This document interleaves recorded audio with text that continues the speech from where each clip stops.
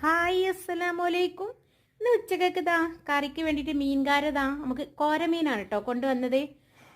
നമ്മളിവിടെ കോരമീൻ എന്നാണ് കേട്ടോ ഇതിന് പറയാം. ഇത് നല്ലോണം കഴുകി വൃത്തിയാക്കി വെച്ചിട്ടുണ്ടേ.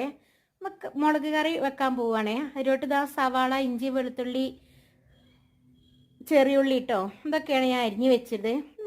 ഒരു ചട്ടി അടുപ്പത്ത് വെച്ചിട്ട് എണ്ണ ചൂടാകുമ്പോൾ നമുക്ക് ഉലുവയും കറിവേപ്പിലയും ഇട്ടൊന്ന് പൊട്ടിച്ചെടുത്തിട്ട് നമ്മൾ അരിഞ്ഞ് വെച്ചിട്ടുള്ളതെല്ലാം ഒന്ന് ഇട്ടിട്ടൊന്ന് നമുക്ക് നല്ലോണം ഇളക്കി കൊടുക്കട്ടതാ. അതിലോട്ട് ഒരു പച്ചമുളകും കൂടെ നടുക കീറിയിട്ട് കൊടുക്കുന്നുണ്ടേ. നല്ലോണം വയന്ന് വന്നിട്ട് കേട്ടോ. അതിലോട്ട് പൊടികളായിട്ട് ഉപ്പ് ഉപ്പിട്ട് കൊടുക്കുന്നേ ഉള്ളൂ കേട്ടോ.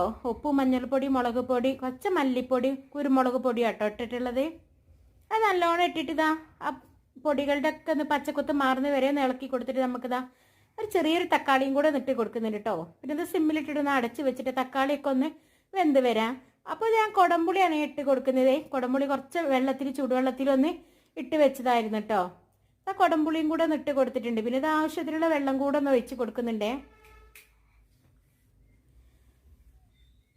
ഇതായി നല്ലോണം ഒന്ന് തിളച്ച് വരുമ്പോൾ നമുക്ക് മീൻ നടുകെ കഷ്ണം വെട്ടിയിട്ടിട്ട് കൊടുക്കുകയാണേ. നമുക്കിത് ഒന്ന് സിമ്മിലിട്ടിട്ട് ഒന്ന് മൂടി വെച്ചിട്ടൊന്ന് വേവിച്ചെടുക്കാം കേട്ടോ. ആ ടൈമിൽ ഞാൻ കുറച്ച് മീൻ എടുത്തിട്ടൊന്ന് പൊരിക്കാനായിട്ട് വെക്കുന്നുണ്ട്. കുറച്ച് ഉപ്പും മഞ്ഞൾപ്പൊടി, വറ്റൽമുളക് വെച്ചിട്ടാണ് കേട്ടോ പൊരിച്ചെടുക്കുന്നത്.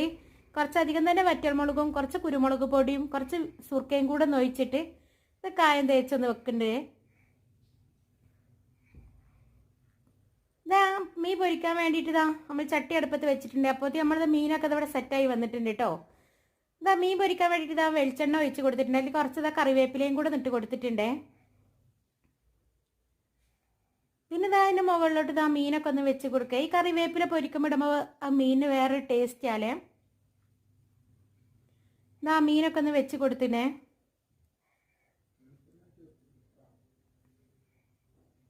നമുക്കിതൊന്ന് തിരിച്ചിട്ട് കൊടുക്കാം കേട്ടോ. ഈ മീൻ വേഗം ഉടയണ മീനാണ്, അതുകൊണ്ട് പതുക്കെ ഒന്ന് തിരിച്ചിട്ട് കൊടുക്കുന്നുണ്ടേ. നമുക്കിതാ ഈ ഷെയ്ഡ് വന്ന് വെന്ത് വന്നിട്ടുണ്ട് കേട്ടോ. അടുത്ത ദിവസം കാണാം.